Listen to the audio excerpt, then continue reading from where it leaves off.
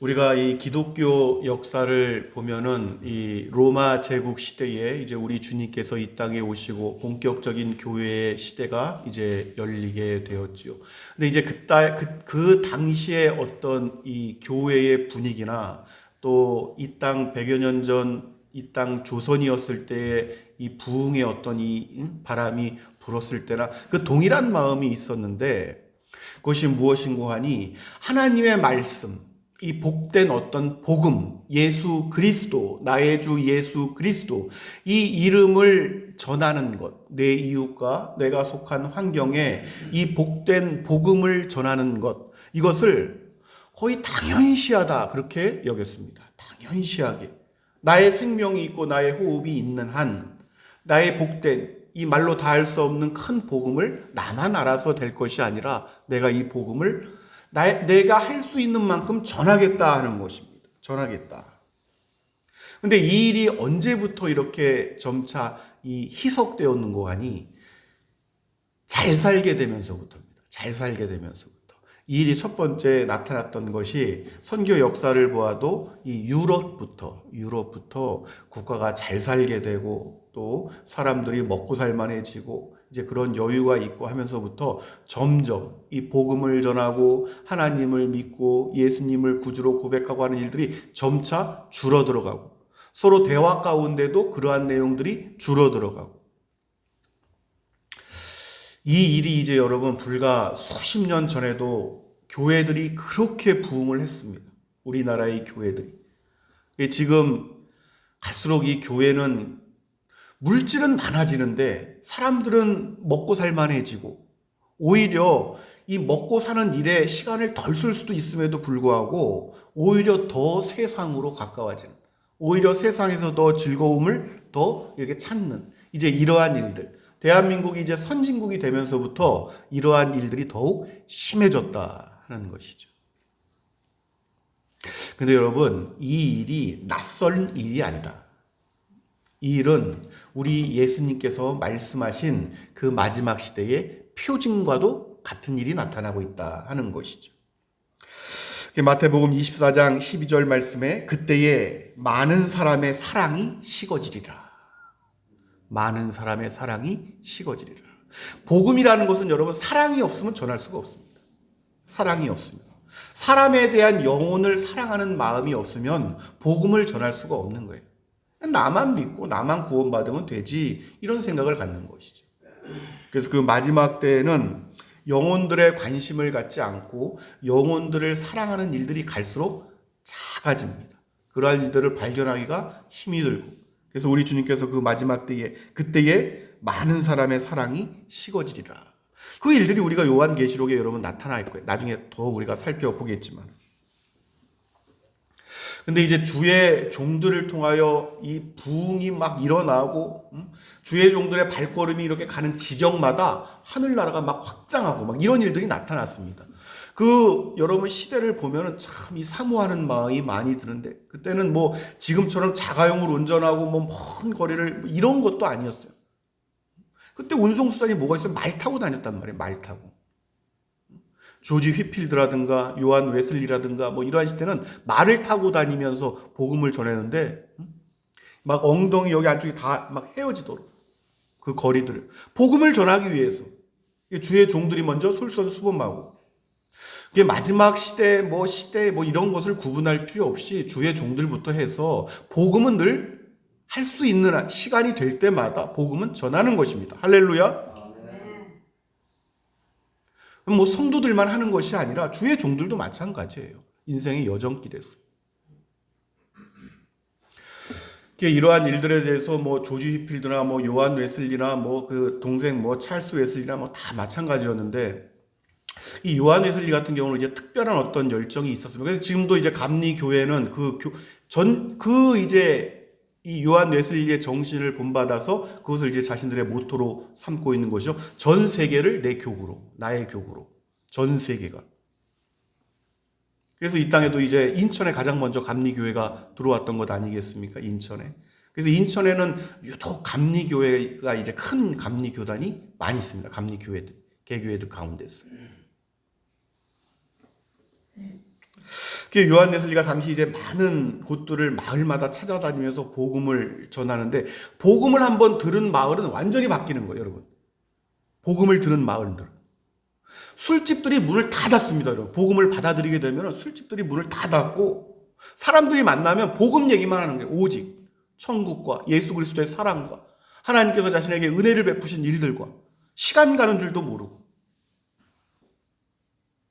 근데 이때 요한 웨슬리를 따르는 많은 젊은 청년들이 있었습니다. 뭐 지금으로 얘기하자면 뭐 전도사급들 뭐 이제 이런 정도들이 되겠지만은, 이제 이들에게 요한 웨슬리가 전도 훈련도 시키고, 지금도 신학교에서 이제 그런 일들을 훈련으로 이제 뭐 매년 이렇게 보내고 있어요. 사실은 개척교회들도 보내고 해서 전도를 하게 하고 이래 훈련들을 시키는데, 이때 이제 두 가지를 이제 이야기를 했습니다. 이 요한 웨슬리가. 여러분들이 전도하러 갈 때에 반드시 두 가지 일이 나타나야 됩니다. 그래서 이제 들어오면은 두 가지를 묻는 거예요. 첫 번째, 오늘 누가 예수 그리스도를 영접하였습니까? 그 마을에서 어떤 사람이, 누가 그 예수 그리스도를 주로 영접하였습니까? 묻고, 또 한 가지는 오늘 누가 복음을 전할 때에 크게 화를 냈습니까? 이것을 이제 물어보는 거예요. 그래서 반드시 두 가지 일이 나타난다고 본 거죠. 요한 웨슬리 같은 경우 두 가지. 근데 이것은 실제적으로 성경적입니다. 첫 번째는 성령께서 그 복음의 말씀을 들을 때에 그 마음의 문을 여셔서 복된 복음을 듣게 하시는 일. 할렐루야. 그 두 번째는 이제 반대예요. 복음이 원초적으로 들려지면은 반드시 이 영혼은 복음을 크게 반발하게끔 되어 있습니다. 그냥 뭐 이것도 아니고 저것도 아니고 이러지를 않았어요. 실제적으로 강하게 기도를 하고 그 복음을 전하고 이렇게 하는 일에서는 두 가지가 나타났다는 말이죠. 그래서 크게 싸움이 일고 난 다음에 나중에 예수를 믿게 되는 사람들이 반드시 나타났습니다. 이 사람들은 처음에는 힘들어 보여도 나중에는 반드시 그 결실을 맺습니다. 할렐루야. 크게 대적한단 말이에요. 크게. 근데 그 사람의 영혼은 그것을 모르죠. 그 당시에는.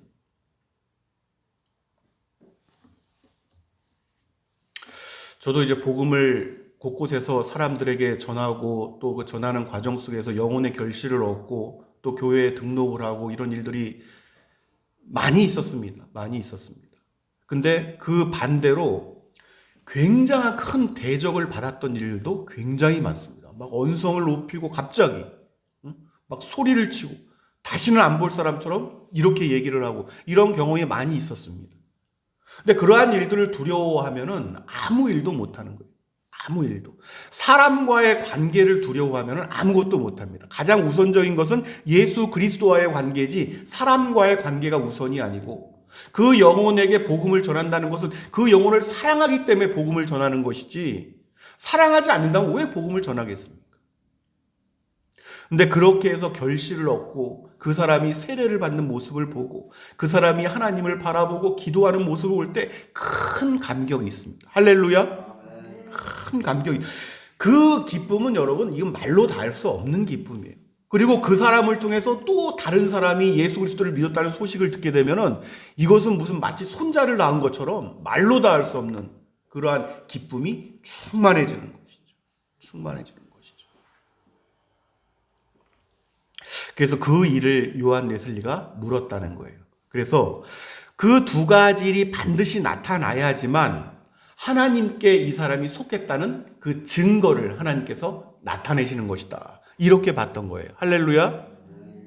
그 예수님께서 하신 말씀을 그대로 믿는 것입니다. 문자적으로 예수님께서 제자들에게 하셨던 그 말씀.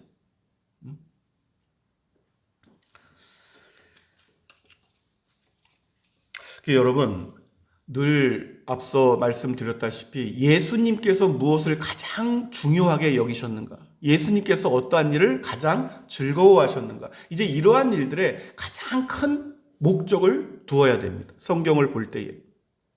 구약을 볼 때도 하나님께서 어떤 것을 가장 기뻐하셨는가? 어떤 것을 가장 싫어하셨는가? 이제 이것을 중점적으로 보게 되면 다른 것들은 뭐 그 부분만 이해를 하면 다른 것들은 훤히 더 보이게 되죠. 이해하게 돼요. 예수님께서 오셔서 하셨던 말씀은 늘 하나님의 나라였습니다. 할렐루야. 이 세상의 나라에 오늘도 여러분 뭐 이태원에서 뭐 어떤 뭐가 있어가지고 사람이 그렇게 많이 죽었는데 여러분 이 일들도 여러분 왜 그런 일들이 나타나는지를 잘 생각을 해 보셔야 됩니다.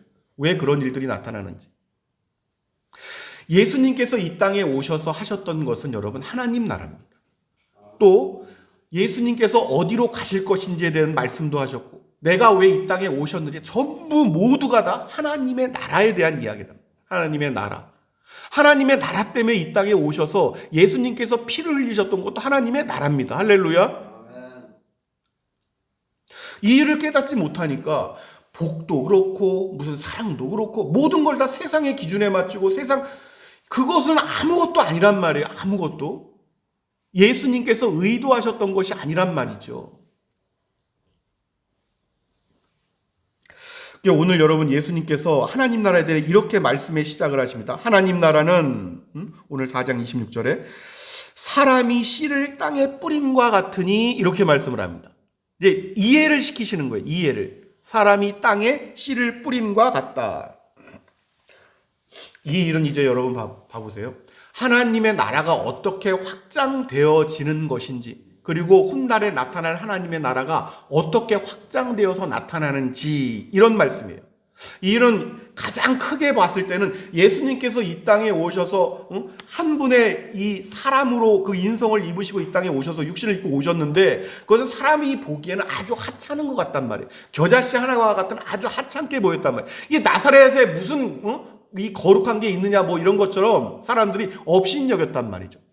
그 한 알의 밀알과 같이 겨자씨와 같은 분으로 이 땅에 오셨지만 이것이 여러분 나중에 말로 닿을 수 없는 나라를 이룬 것과 같이 예수님 안에 들어온 사람에게도 이와 같은 일들이 나타난다는 것이죠.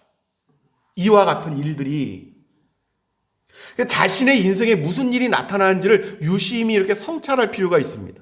어떠한 일들이 나타나고 있는지.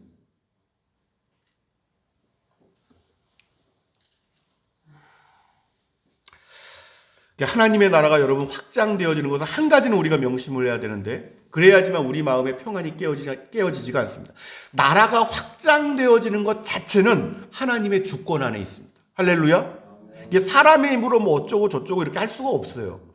그 자체는 하나님께 속한 온전한 하나님의 주권입니다. 그 나라가 확장되어지는 일. 이것은 이제 사도 바울을 통해서도 곳곳에 이제 설명을 했지만 그럼에도 불구하고 하나님께서 택하신 방식이 하나 있는데 우리가 그 방식을 우리가 중시해야 됩니다. 그 방식은 무엇인가 하니 하나님께 속한 누군가를 통해서 하나님께서 그 씨앗을 뿌리게 하신다. 그 씨앗을 뿌리게 하신다. 예수 그리스도를 그 육신을 입고 이 땅에 오셔서 그 나라가 말로 닿을 수 없는 범우주적인 정도가 아니라 여러분 이 피조 세계를 초월한 영원한 이제 그 나라지만은 그러한 일이 예수 그리스도를 머리로 한 지체 안에서도 그 일을 하나님께서 예정하셨단 말이에요. 한 사람 한 사람을 통해서 그 씨앗이 뿌려지는 그 일을 하나님께서 예정하신 방식입니다. 천사를 통해서 여러분 전 세계 동시에 천사를 동서양을 막론하고 한꺼번에 다 그냥 이렇게 천사들을 흩어지게 하셔서 메시아가 올 것이다 이렇게 복음을 전하신 방식을 택하신 게 아니라 2000년 전에도 한 사람 한 사람을 부르셔서 교회를 이루게 하시고 왜냐하면 그 때를 기다리시는 게 때. 우리가 요한계시록의 그 때를 지금 살펴보고 있잖아요. 그 때를 준비하시기까지 그러한 방식으로 나라가 확장되어지는 것을 예정하시고 계획하셨다는 것입니다. 할렐루야. 이 일이 우리에게 여러분 큰 복이에요. 근데 이 일 자체가 우리에게 커다란 복입니다. 이제 그것을 곳곳에서 예수님께서 말씀하셨어요. 제자들에게. 나중에 제자들이 그 말씀의 뜻을 이해하고 깨닫고 이제 그러한 일생으로 자신의 그 주어진 시간을 뭐 짧기도 하고 길기도 했지만 요한과 여러분 야고보가 제일 먼저 죽고 뭐 요한이 가장 나중에 죽었지만은 그러한 것이 중요한 것이 아니라 그 말씀을 이해를 했단 말이에요. 자신에게 주어진 그 사명.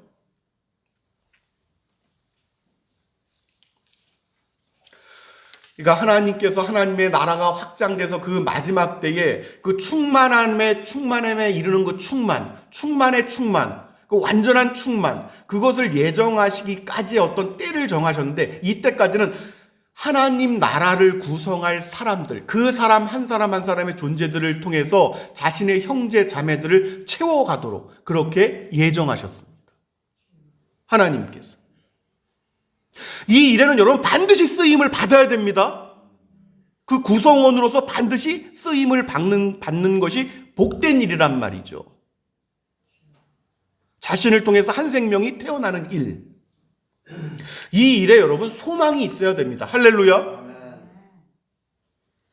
교회는 외부에서 믿는 사람들이 와서 자리를 채우는 곳이 아니고 예수 그리스도를 모르는 사람들이 원칙적으로 와서 자리를 채우는 것이 교회다. 교회.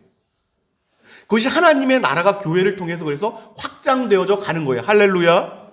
그것이 부흥의 본질적인 부흥입니다.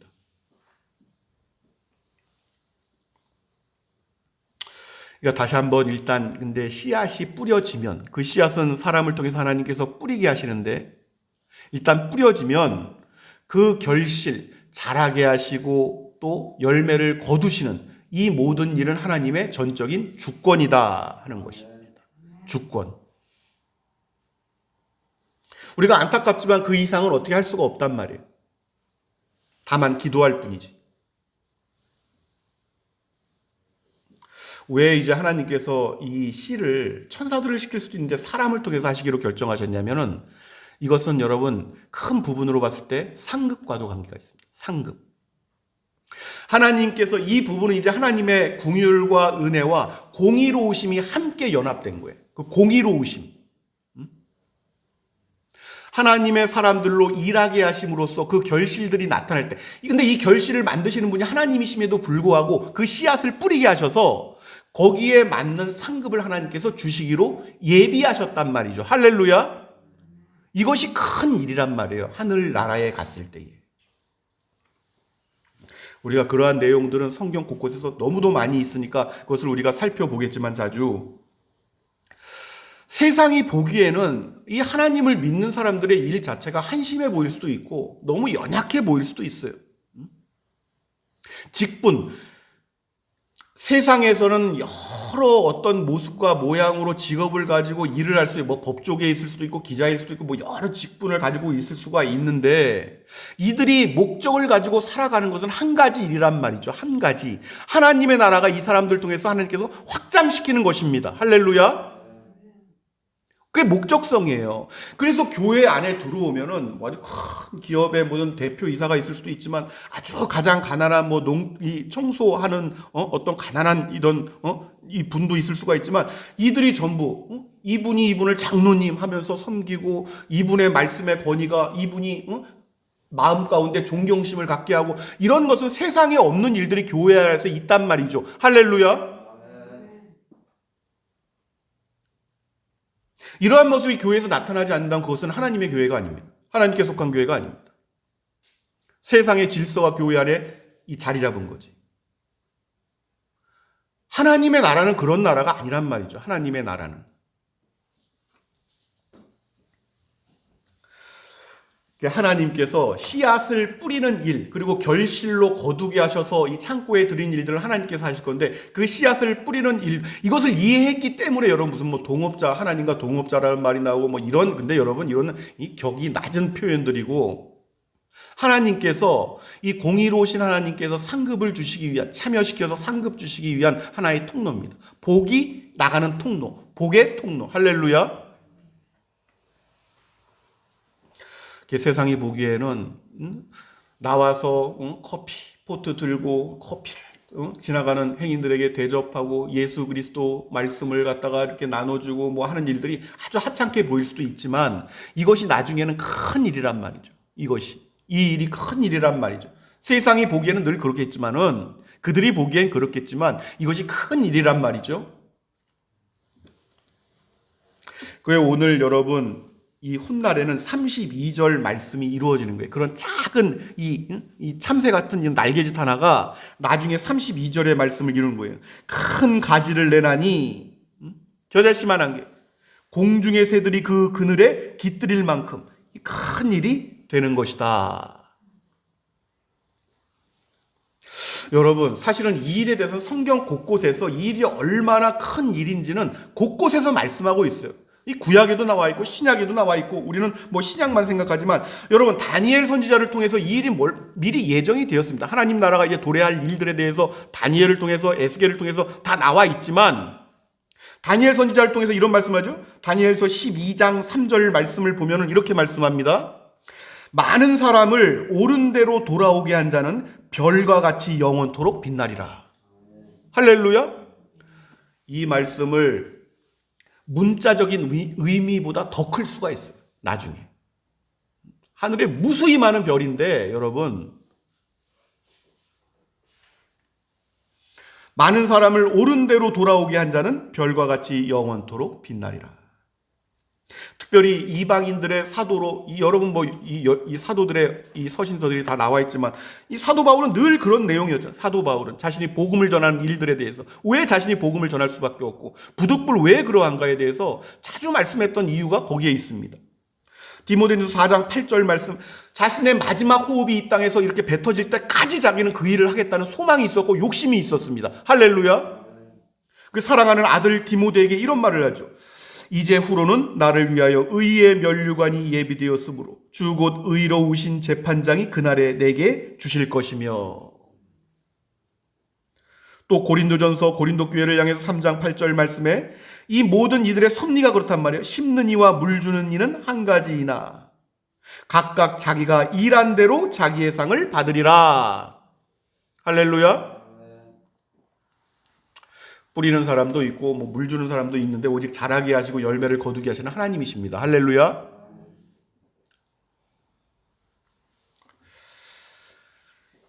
하나님의 아들, 딸들은 여러분 나중에 자신이 일한 만큼의 보상을 받게 될 것입니다. 이것은 아주 분명한 거예요. 농부들이 정말 여러분 한여름에 막 6시 내 고향 뭐 이런 데를 가끔 보면은 막 한여름에 이제 가끔 그것을 보면 농부들이 그냥 태양이 그냥 뜨거워가지고 그냥 막 이글이글 타는데, 거기에서 이 밀짚 모자 하나 쓰고 막 땀을 목에 수건을 걸치고 그냥 우리 윤재용 지사님 아주 작은 밭도 이렇게 하시지만 심정을 아실 거예요. 그 뜨거움을 감내하고 인내하고 땀 흘림을 참고 수고하고 이제 이러한 모든 것들을 하는 이유는 그 수고함에 대한 결실의 보상 때문입니다. 할렐루야. 그러니까 열심히 일한 농부들도 있어. 열심히 일하는 농부가 있고 아주 게으른 농부가 있어. 그냥 내버려 두고 그냥 내버려 두는 거죠. 그냥 잘 되고 말도, 그 결실이 소출이 다르단 말이죠. 똑같은 결실을 거둘 수가 없습니다. 똑같은 어떤 소출의 기쁨을 똑같이 나눌 수가 없단 말이죠. 그 일이 나중에 훗날 공의로우신 하나님 안에서 이러한 일이 실제적으로 나타나게 될 것이다. 그 결실의 차이가 있단 말이에요. 결실의 차이. 근데 그러한 예는 예수님께서도 자주 비유로 말씀하셨습니다.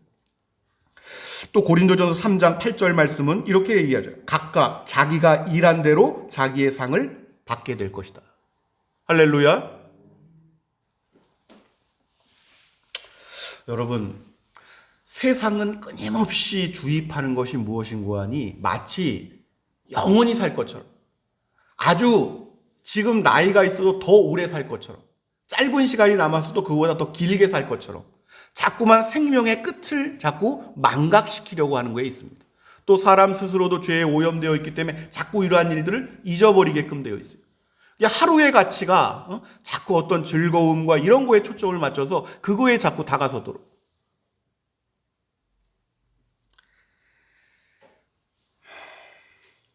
우리들에게 주신 이 시간의 세계는 반드시 이 시작과 끝이 있습니다. 우리가 의도하고 계획해서 이 땅에서 우리의 삶이 시작된 것이 아니잖아요. 그럼에도 불구하고 우리에게는 생명의 끝이 반드시 있다. 하나님의 사람들이 세상과 다른 것은 하나님께서 주신 이 진리를 깨달은 사람들입니다. 할렐루야. 진리를 깨달았다는 것이 무엇인가 하니 지혜가 있다는 게 지혜. 세상이 알지 못하는 지혜를 가진 사람들. 이 사람들은 세상과 다른 시각으로 보는 거예요.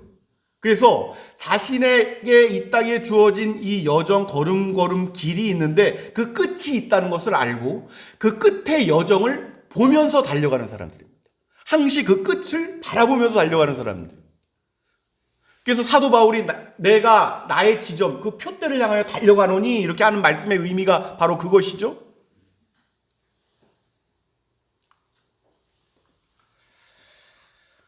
이 땅에 머무는 시간들에 대해서 여러분 자주 성찰해야 됩니다. 자주. 그것은 뭐 젊으나 나이가 많으나 이런 그 차이는 아주 미세한 차이라고 말씀드렸어요. 언제나 달려갈 길, 또 나에게 주어진 시간을 자주 성찰해야 된다는 말씀이죠. 자주. 왜냐하면 다시 올 수가 없어요. 한번 기회를 더 주십시오. 내가 더 알차게 한번 살아보겠습니다. 이것이 안 되는 거예요, 이제. 나중에는. 그 산 만큼, 일한 만큼, 그것입니다, 여러분. 안타깝지만 어쩔 수가 없어요. 나중에는 정말 알게 될 거예요. 누가 정말 부유한 사람인지. 그때 알게 될 것입니다. 이 땅에서는 뭐 대통령일 수도 있고, 뭐 장관일 수도 있고, 뭘 수도 있겠지만은, 그때 누가 정말 부유한 사람인가는 그때 알게 될 거예요. 이것은 여러분 잠깐 모래성처럼 이렇게 나중에 육신과 함께 없어질 그런 부유함이 아니라 영원토록 누릴 부유함입니다. 할렐루야.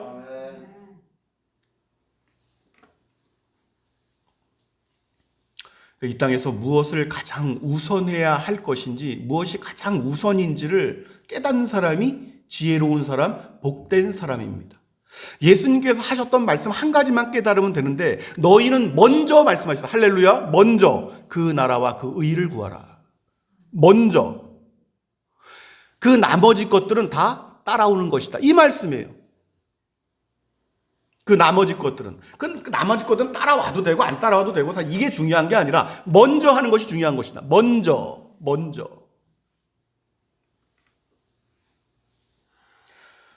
그러니까 이 땅에서 지혜로운 사람들은 하나님께서 주신 것들을 하나님께 이렇게 드리는 사람이 복된 사람. 이 땅에서 뭘 남기려고 하는 사람이 아니라 하늘에 남기는 사람이 복된 것인데 그것은 하나님께서 내게 무엇을 주셨는가 하면은 그것을 하나님께 다시 돌려드리겠다는 마음을 가진 사람이 이 땅에서는 복된 사람인 것입니다. 복된 사람. 주신 인생의 시간이 많다면 하나님께서 주신 그 시간, 내 인생의 시간 하나님께 드리겠다. 내가 하나님께 드릴 수 있는 만큼 드리겠다. 하나님께서 나에게 어떤 달란트, 재능과 또 어떤 재물과 이제 어떤 것들을 주셨다면 하나님께서 필요하실 때에 내게 주신 이 재능, 달란트 드리겠다. 쓰시라고 내가 드리겠다. 내게 가진 재물도 하나님께서 필요할 때 드리겠다. 이제 이러한 마음이 복된 마음이라는 것이죠. 할렐루야. 그러니까 가끔씩 인생의 어떤 지혜롭게 산 믿음의 선진들의 예를 자꾸 서두에 소개해 드리는 이유가 그런 것입니다. 성경도 끊임없이 그러한 내용들을 말씀하는데 우리가 거룩한 사람이어서 사람들에게 내가 당신에게 뭘 줄게 이런 것이 아니라 어떤 이들은 실제로 하나님의 말씀을 문자적인 그대로 믿었어요. 이 땅에 있는 하나님께서 내게 주신 것을 하나님 내가 그럼 빌려드리겠습니다. 잠깐 빌려드리겠습니다. 빌려드린다는 거예요. 하나님께. 빌려드린다. 근데 이것은 그 사람의 가진 생각이 아니고 성경에서 하나님께서 주신 말씀입니다. 그 예들을 제가 말씀드릴게요. 잠언 19장 17절 말씀을 보면 이렇게 말씀합니다. 가난한 자를 불쌍히 여기는 것은 여호와께 꾸어드리는 것이니 그의 선행을 그에게 갚아주시리라. 여호와께서 그것을 꾸었다고 생각하시는 거예요. 그거 아니지만은 하나님께서 은혜로우셔서 그걸 내가 꿨어. 그렇게 생각해. 그렇게 돼. 생각해도 돼. 그리고 내가 여호와께서 꾼 것을 반드시 갚아주시는 분이십니다. 할렐루야. 그렇게 생각을 했단 말이에요. 내가 사람들한테 뭐 빌려주기 싫어 그런데 여호와께 빌려드리는 거예요. 여호와께. 필요하십니까 주님? 제가 빌려드릴게요. 이렇게 하는 것입니다. 어떤 사람 이왕이면 빨리 갚아주세요. 뭐 이럴 수도 있겠지만은 여러분 시편 41편 1절 보니까 가난한 자를 보살피는 자에게 복이 있으며 재앙의 날에 여호와께서 그를 건지시리로다. 작은 것들의 마음을 쓰는 것을 하나님께서 크게 보셔서 큰 재앙의 날을 그를 비켜가게 하시거나 그를 도우시거나 은혜 베푸셔서 오히려 그것들 더 큰 복으로 바꿔주시거나 이제 이러한 일들이에요. 이러한 일들. 그리고 계시록에 임한 마지막 때 큰 환난 가운데서 이 일이 실제적으로 복된 그리스도인들에게 임하는 것입니다.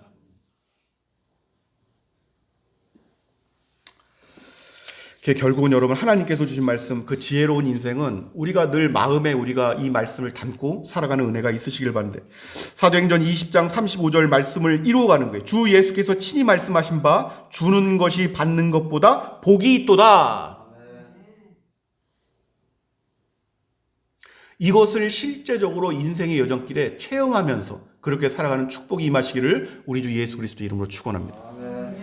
아버지 하나님